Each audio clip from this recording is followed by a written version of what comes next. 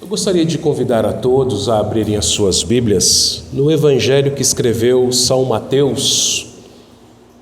Mateus capítulo 8, versículos 23 a 27. Mateus 8, 23 a 27. Nós temos meditado aos domingos à noite sobre o tema o discipulado segundo Mateus, e temos aprendido com este evangelho como que Jesus ensinava aqueles que ele chamou para serem seus discípulos, seus apóstolos. O texto de Mateus 8, 23 a 27 diz assim: Então, entrando ele no barco, seus discípulos o seguiram. E eis que sobreveio no mar uma grande tempestade, de sorte que o barco era varrido pelas ondas. Entretanto, Jesus dormia. Mas os discípulos vieram acordá-lo, clamando: Senhor, salva-nos, perecemos. Perguntou-lhes então Jesus: Por que sois tímidos, homens de pequena fé? E levantando-se, repreendeu os ventos e o mar, e fez-se grande bonança. E maravilharam-se os homens, dizendo: Quem é este que até os ventos e o mar lhe obedecem? Há pouco tempo atrás, grande parte da população mundial sentiu medo. Todos ao mesmo tempo. E esse medo era o medo de morrer de um vírus desconhecido, ou de perder um ente querido para essa nova doença, essa doença que ninguém conhecia. E a mídia e certos vídeos na internet fomentaram esse medo e as pessoas ficaram paralisadas. É isso que o medo faz. O medo, ele paralisa. O medo nos deixa sem ação. O medo, ele nos faz ficar sem saber o que fazer. E pessoas com medo são facilmente manipuladas por aqueles que fazem o mal. Veja, não me entenda mal. Medo e precaução são coisas bem diferentes. Enquanto a precaução faz com que nós tomemos todos os cuidados necessários para proteger a nossa integridade, mas isso de forma tranquila e controlada, o medo, ele causa desespero, ele paralisa, ele deixa-nos sem saber o que fazer, ele nos deixa perdidos e suscetíveis ao mal. E certamente você já sentiu medo, ou talvez você tenha algum medo guardado aqui dentro do seu coração. O medo, ele faz parte da natureza humana caída.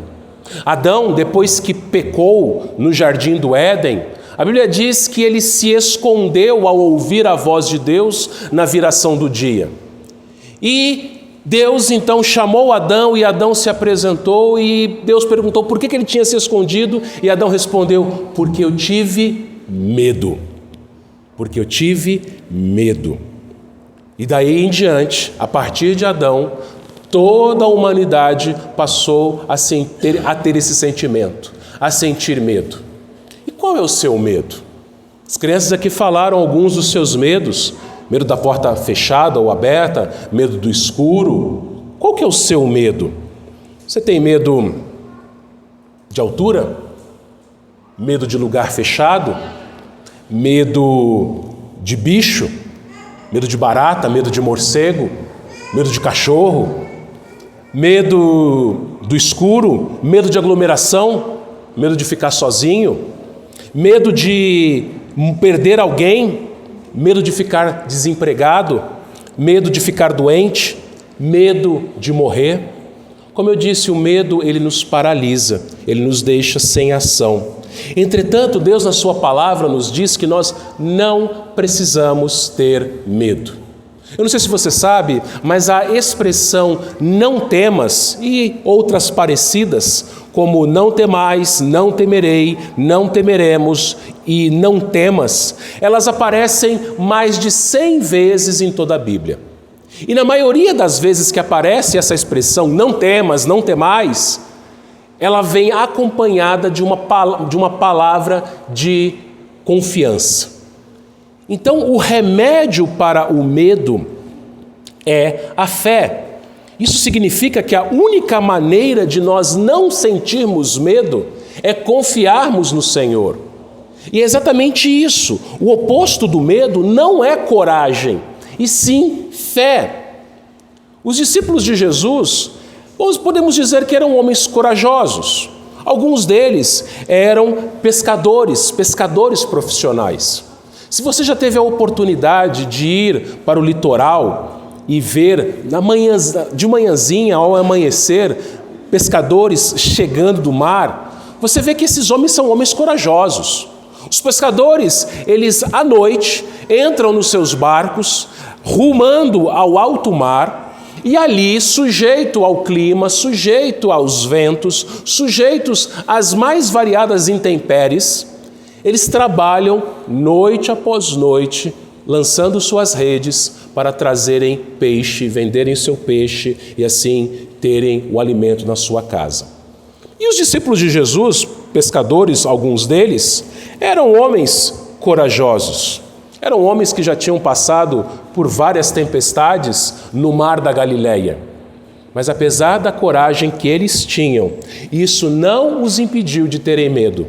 Isso porque o contrário do medo não é a coragem, e sim a fé. Mesmo os mais corajosos sentem medo. Mesmo os homens e mulheres mais corajosos, em algum momento, sentem medo. E esses discípulos, eles sentiram os seus piores terrores, seus piores medos nesta ocasião. E eles precisavam aprender a ter fé de verdade. É sobre isso que eu quero meditar com vocês nessa noite. O tema de hoje é os discípulos de pequena fé. E a primeira verdade que nós aprendemos nesse texto é que Jesus foi seguido por esses discípulos. O versículo 23 diz assim: então, entrando ele no barco, seus discípulos o seguiram. Domingo passado nós vimos que Jesus ele era seguido por multidões. Jesus ele pregou o seu famoso Sermão do Monte aos seus discípulos, mas multidões estavam ao redor dele. Aqui no capítulo 8 nós vamos ver também que Jesus realizou algumas curas, ele expulsou demônios, ele ensinava e as multidões o cercavam, as multidões o comprimiam. Jesus ele era sempre abordado por pessoas. No domingo passado nós vimos que 2 homens abordaram Jesus querendo ser discípulo. Porém, os 2 foram reprovados por Jesus porque um deles, ele era muito afoito, ele não conhecia o custo do discipulado. E o outro queria seguir a Jesus do seu próprio jeito. E Jesus então reprova aqueles 2, e ele havia dito aqui no versículo 18, vendo Jesus muita gente ao seu redor, ordenou que passassem para a outra margem do mar da Galileia. Eles iam entrar no mar da Galileia. E Jesus não tinha barco, Jesus não tinha nem mesmo onde reclinar a cabeça. Você se lembra que nós vimos isso no domingo passado? Jesus não possuía nenhum bem material, mas Jesus é o dono de todas as coisas. Ele precisava do barco, e aquele barco certamente era de algum daqueles discípulos, provavelmente daqueles que tinham sido pescadores. E Jesus aqui no versículo 23, ele entra nesse barco. Ele não pede permissão, ele não pede licença, ele entra. Por quê? Porque mesmo Jesus não tendo possuído nenhum bem material aqui nesta terra, todas as coisas pertencem a Ele. A primeira coisa que nós precisamos aprender, meus irmãos, e entender é que o Senhor é dono de tudo. Nossos bens materiais, nossa família, nossos recursos, a nossa própria vida pertencem a Ele. tudo que você tem não deve ser usado para satisfazer os seus prazeres, para satisfazer os seus anseios, os seus desejos. Mas todas as coisas que temos, na verdade, não são nossas. São de Deus, e Deus confia a nós para que cuidemos dela e usemos tudo o que temos no reino dele, para a glória dele. Então o seu carro, a sua moto, a sua casa, os seus utensílios, a sua própria vida, tudo pertence a ele e tudo deve ser usado para ele, para serviço dele. E Jesus entrou naquele barco e os discípulos não se opuseram, os discípulos não questionaram, os discípulos, diz o texto bíblico aqui no versículo 23, eles seguiram a Jesus. O evangelista Marcos vai nos dizer que estava tarde já, provavelmente anoitecendo. Os discípulos, alguns deles eram pescadores, tinham sido pescadores, e eles sabiam que à noite, no mar da Galileia, era mais propenso a ter tempestades, a ter fortes ventos. Mas eles não questionam Jesus. Jesus, ele quer entrar naquele barco, naquela hora, e viajar por aquele mar, naquele momento. Ele pode fazer o que ele quiser, ele é Deus. Os discípulos, eles não questionam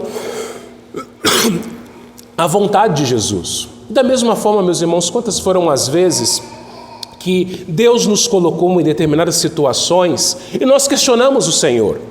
Questionamos o Senhor, por que disso, por que aquilo, por que temos que passar por isso nesse momento, nessa etapa da nossa vida? Por que tem que ser comigo? Você já fez essa pergunta? Por que tem que ser comigo? Mas os discípulos não questionaram. Por quê? Porque eles sabiam eles sabiam que Jesus sabia o que estava fazendo.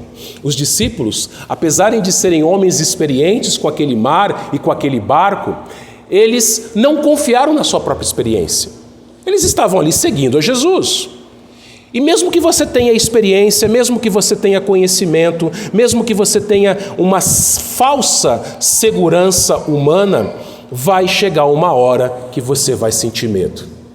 Vai chegar uma hora que a sua experiência, que o seu conhecimento, que a sua aparente segurança vai tudo por água abaixo e você vai sentir medo. Por isso que não existe outra alternativa para nós a não ser seguir a Jesus, a seguir os seus passos. Ele vai entrar no barco, nós vamos entrar no barco também. É interessante que, lembra, Jesus era cercado por multidões, e as multidões ficaram em terra firme. Que está anoitecendo, pegar um barco frágil de pesca e atravessar o mar da Galileia? Não, é seguro ficar em terra firme. É mais seguro ficar aqui. Aqui pelo menos eu estou com meus dois pés no chão. Só que vejam, meus irmãos, quantas vezes nós fomos enganados por segurança humana, por imaginação que a gente, fazendo determinada coisa conforme a nossa própria experiência, nós estaríamos seguros, ao invés de seguir a palavra de Jesus Cristo. Durante 13 anos, eu fui funcionário da Sabesp, funcionário concursado da Sabesp. E na Sabesp ali eu pude trabalhar em determinadas áreas, em determinados municípios da Grande São Paulo. E a Sabesp, ela trazia uma grande vantagem, que funcionários públicos e funcionários de empresas de economia mista têm. Qual que é essa grande vantagem? A estabilidade. O meu salário não era alto, mas eu tinha muitos benefícios. E um deles era um plano de saúde excepcional da própria empresa. E depois de 13 anos trabalhando nessa empresa, que eu tinha ali o meu boi na sombra, estava tranquilo, estava ali tranquilamente. Muitos que têm essa estabilidade no serviço público ficam tranquilos, até mesmo se acomodam alguns. Eu também estava tranquilo. Nesse tempo de Sabesp, nesses 13 anos, eu me casei, minhas filhas nasceram, eu estudei no seminário, eu me formei, eu comecei a pastorear. Só que num determinado momento eu entendi que Deus me queria totalmente no ministério. Foi aí que eu recebi o convite de uma igreja E para eu ir para trabalhar nessa igreja, eu deveria trabalhar de tempo integral. Eu não ia poder mais continuar trabalhando na Sabesp.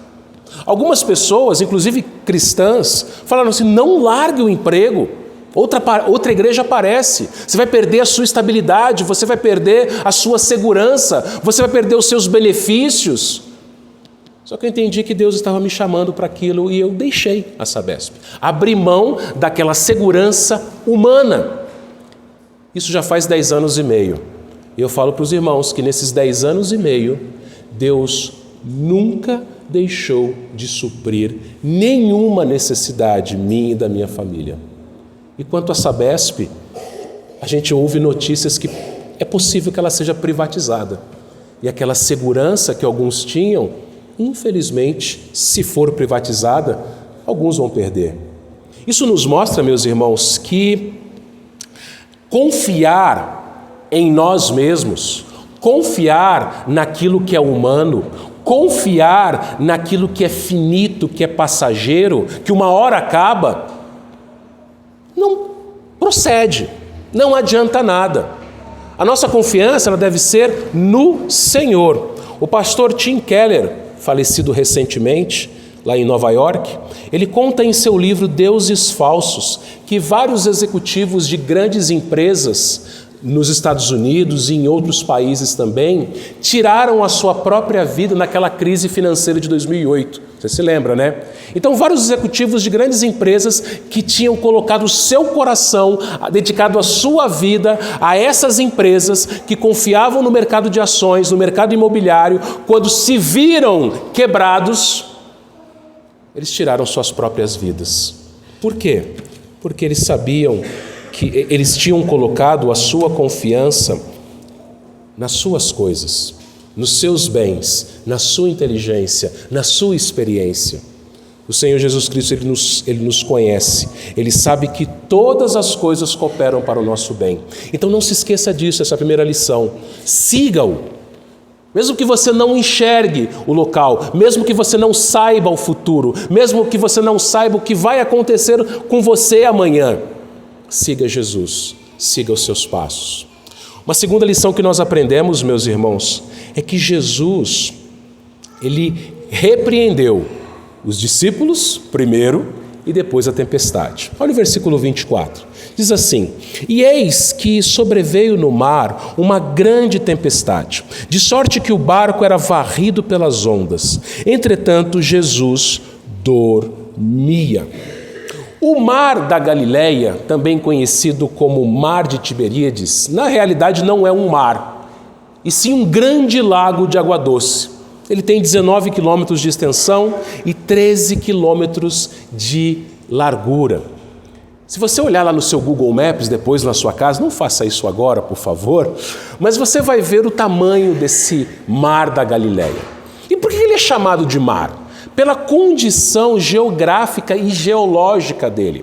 O Mar da Galileia, ele fica a 211 metros abaixo do nível do mar.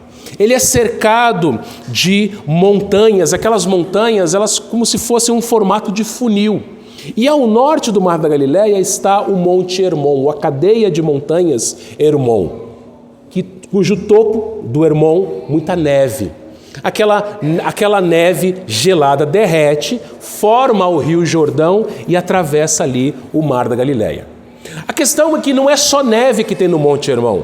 Do Monte Hermon vem ventos gelados, ventos frios. E vento é uma coisa desagradável, não é verdade? Só que imagine uma grande ventania entrando por aquelas montanhas que cercavam o Mar da Galileia. Formava-se então um redemoinho. E o mar lá embaixo, abaixo do nível do mar, sempre e até hoje é vítima de várias tempestades. Por causa do vento que vem do norte, o vento que vem do Monte Hermon. E uma dessas tempestades veio exatamente no dia e na hora em que Jesus e seus discípulos estavam num barco navegando por ele. E a Bíblia diz aqui, ela usa uma palavra aqui traduzida no português, que o barco, ele era varrido pelas ondas. Na língua grega, a língua original, essa palavra varrido pode significar também encoberto. Sabe o que estava acontecendo aqui? As ondas, elas eram mais altas do que o barco e elas passavam por cima do barco, elas encobriam o barco, elas chacoalhavam o barco todo. Essa era a tempestade que os discípulos, eles tinham que enfrentar. Os discípulos ali todos desesperados, com medo, tentando segurar o barco, tentando controlar o barco, controlar o incontrolável, porque aquelas ondas passavam por cima, porque os ventos jogavam o barco não tinha controle. E o único que podia fazer alguma coisa, dormia. Crianças que estão aqui, Jesus dormia igual a vocês. Quando você é criança, você dorme em qualquer lugar, né? Criança dorme no culto, no banco da igreja, no chão, no colo da mãe, no banco do carro. A criança não espera chegar em casa para dormir, ela dorme em qualquer lugar. Mesmo os adultos, nós adultos, também dormimos em outros lugares. Quem aqui nunca dormiu no ônibus? Pega aquele ônibus para São Paulo, aquela viagem longa. Se for um ônibus leito, então, maravilha, vou dormindo, né? Ou então um ônibus da faculdade, voltando para Oswaldo Cruz, você nunca dormiu ali, né? Mas eu lembro quando morava lá na Grande São Paulo, quantas vezes eu dormi no metrô, no trem, no ônibus. O sono, ele acaba com a gente. O sono, ele existe para mostrar para a gente que nós somos limitados. Você quer ficar acordado, você toma café, toma Coca-Cola, você toma Red Bull, mas chega uma hora que nem Red Bull te deixa acordado. Você despenca, você capota e você dorme profundamente. Sabe o que me emociona nessa passagem, meus irmãos? É que Jesus dormiu. Como assim, pastor? Jesus, isso que te emociona? Sim. Porque pensa comigo, Deus é o Deus ilimitado. Deus é o Deus todo-poderoso. Deus é um Deus forte. E esse Deus ilimitado, todo-poderoso, forte, se fez um homem limitado, fraco, sujeito às mesmas intempéries e às mesmas fraquezas que eu e você temos. Ele se cansava, e naquele dia em especial, ele estava muito cansado. É só você ler todo o capítulo 8 de Mateus. Ele havia curado muitas pessoas, ele havia expulsado demônios, ele havia curado a sogra de Pedro, ele estava sempre cercado de multidões, ele havia tendo que corrigir 2 candidatos a discípulos. Ele estava ali cansado, e o local menos provável para ele dormir era um chão duro de um barco de madeira. Você já dormiu no chão? Uma vez eu trabalhei numa fábrica lá em Mogi das Cruzes, que depois do almoço a gente colocava papelão no chão e tirava um cochilo. Não tinha um conforto algum, mas você dormia. Jesus não tinha nenhum conforto, Jesus não tinha nem onde reclinar a cabeça, mas o chão daquele barco foi a sua cama, e ali ele dormiu profundamente, mostrando para nós que ele veio a esse mundo como um de nós, sujeito às mesmas fraquezas que nós. Você dorme e eu durmo porque nós somos fracos, porque a gente não consegue ficar acordado. Se você dobrar, se você ficar mais de 24 horas acordado, vai te dar uma dor de cabeça terrível, você vai ficar desorientado, o seu corpo não vai funcionar direito, porque você precisa dormir. E Jesus, enquanto esteve aqui, também precisava dormir. Irmãos, olha como isso é maravilhoso. O nosso Senhor se tornando um homem fraco, sujeito às mesmas fraquezas que eu e você estamos sujeitos. Você já parou para pensar Maria amamentando o seu Criador? Maria pegando aquela bolinha de pele, de carne e de osso, e amamentando aquele que a criou. Você já imaginou José trocando as fraldas do seu Deus? Pira o cabeção, como dizem, né? Você já imaginou Jesus do tamanho dessas crianças que estavam aqui, talvez fazendo um desenho? Você já imaginou o nosso Senhor, uma pessoa no meio da multidão, um igual a gente, comendo, bebendo, sentindo dores, bocejando, dormindo no chão de um barco de madeira. Mas o mais impressionante disso é que ele, numa cruz de madeira, morreu em nosso lugar. Jesus, o Deus Todo-Poderoso, ele veio, ele se tornou um de nós, ele dormiu, ele tinha sono, ele tinha suas fraquezas humanas, mas sem pecado, nunca se esqueça disso, sem pecado. Por isso o Senhor, Ele conhece, Ele se compadece de você, Ele conhece as suas fraquezas, Ele conhece as suas limitações, Ele conhece os seus medos, e Ele está no barco, Ele está no barco, e mesmo que pareça que Ele está em silêncio, Ele continua no barco. É incrível, meus irmãos, que Jesus é o mesmo Deus do Salmo 121, o Salmo 121, versículos 1 a 4, diz o seguinte, você conhece esse Salmo, né? Eleva os olhos para os montes, de onde me virá o socorro? O meu socorro vem do Senhor que fez o céu e a terra. Ele não permitirá que os teus pés vacilem, não dormitará aquele que te guarda. É certo que não dormita, nem dorme o guarda de Israel. De onde me virá o socorro?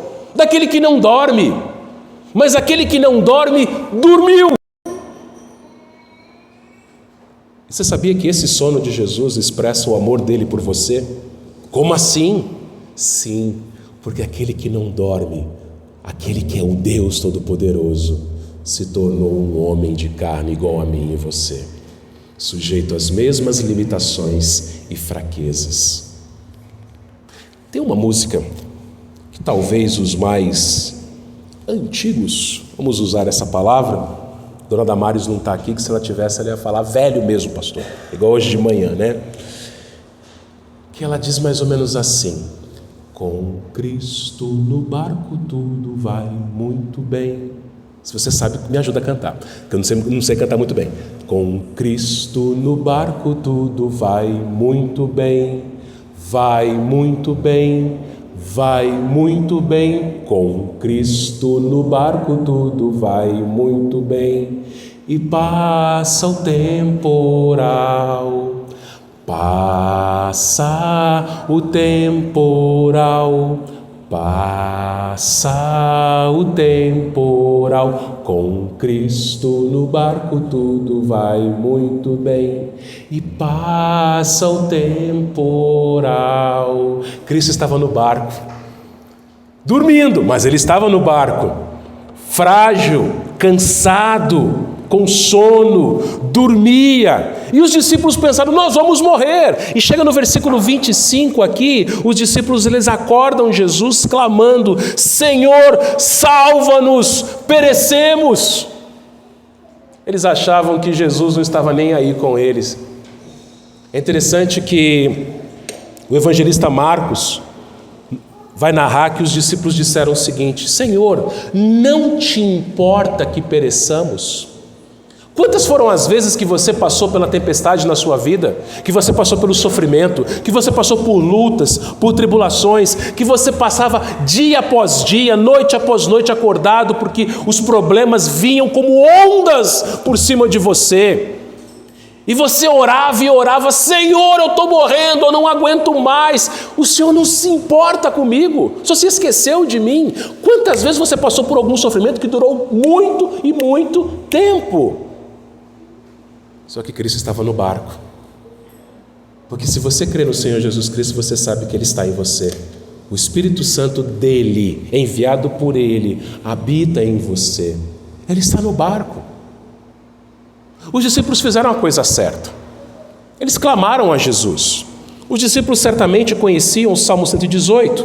E no Salmo 118, versículo 5, diz assim: em meio à tribulação, invoquei o Senhor, e o Senhor me ouviu e me deu folga. Você já parou a pensar que as nossas orações mais fervorosas são feitas durante a tempestade?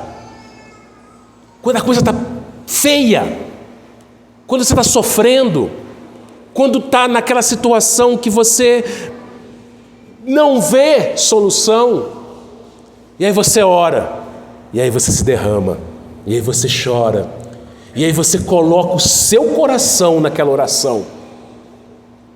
Os discípulos, eles fizeram isso. Eles clamaram em meio à tribulação. E olha o que Jesus respondeu no versículo 26. Jesus responde aos discípulos com uma pergunta. Então, perguntou-lhes então Jesus no 26: por que sois tímidos, homens de pequena fé? E levantando-se, repreendeu os ventos e o mar, e fez-se grande bonança. Percebe uma coisa? Quando eles acordaram Jesus, primeiro, Jesus vai tratar com eles. Peraí, Jesus, mas resolve o meu problema? Não, Jesus primeiro quer ensinar a gente. Isso que é lindo que Deus faz com a gente. Antes dele tratar o nosso problema, ele trata o nosso coração. Lembra de Jó? Jó foi um dos homens que passou pelas piores tempestades na sua vida. Deus tratou sim dos problemas de Jó, mas antes ele tratou do coração de Jó. Você se lembra? Jó doente, Jó enlutado, Jó falido. Deus aparece para ele, e ao invés de Deus ali falar assim: Jó, não temas, eu vou te devolver, você vai ficar rico de novo, vou te devolver a sua saúde, você vai ter outros 10 filhos. Não, Deus chama Jó a olhar para o próprio Deus. Lá no capítulo 38 de Jó, Deus chama Jó e fala assim: Jó, vem cá, onde é que você estava quando eu lancei os fundamentos da terra? Jó, vem cá, você consegue encontrar o número das estrelas? Pois é, Jó, tem mais estrela no céu do que grãos de areia no mar, e eu conheço o nome de cada estrela. E ali do capítulo 38 até o capítulo 41, Deus vai tratando o coração de Jó. Jó, ele está prostrado, Jó está no meio da tempestade, Jó, ele está falido e doente e enlutado, mas Deus trata do coração de Jó primeiro. E aí o capítulo 42 é majestoso, quando ele diz: bem sei que tudo podes, e nenhum de seus planos pode ser frustrado. Eu te conhecia só de ouvir, mas agora os meus olhos te veem. Às vezes Deus permite que você passe pela tempestade, meu irmão, minha irmã, para você ver a Deus, para você conhecer a Deus, para você ter o seu coração curado por Deus. Primeiro ele tratou dos discípulos. Vocês têm... Que homens são vocês? De pequena fé. Uma fé minúscula, menor do que um grão de mostarda. Uma fé que não é capaz de confiar que eu sou, está com vocês. Que eu, quem criou tudo isso, está com vocês.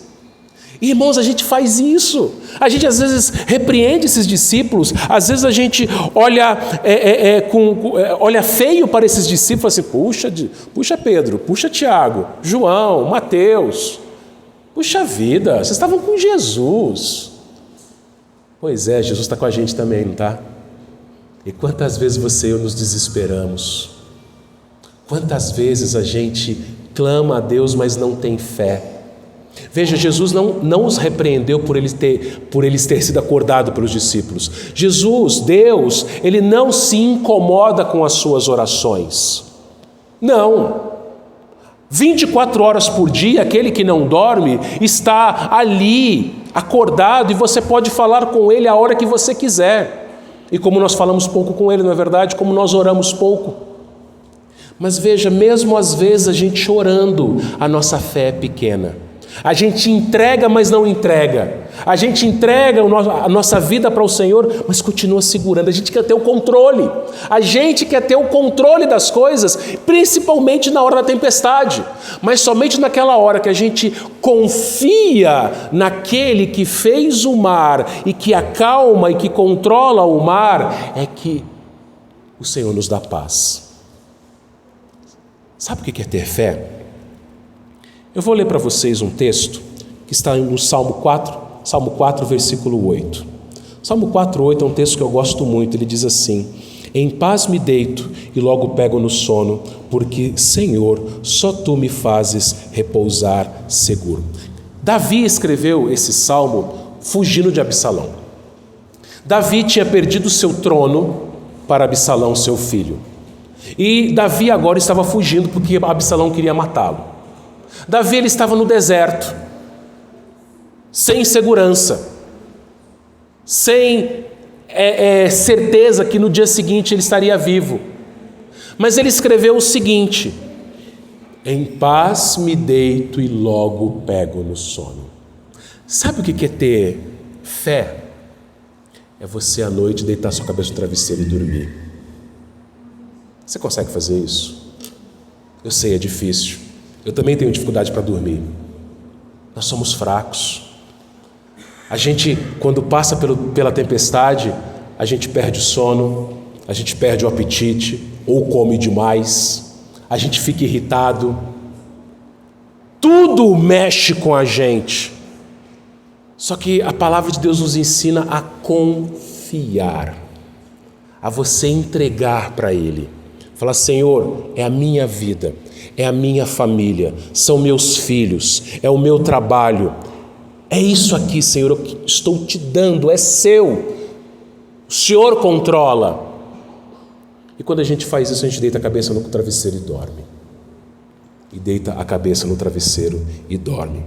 Voltando para o Salmo 118, lá no versículo 6, ele diz assim: o Senhor está comigo, não temerei. Que me poderá fazer o homem? Pois é, meus irmãos, não é fácil ter medo.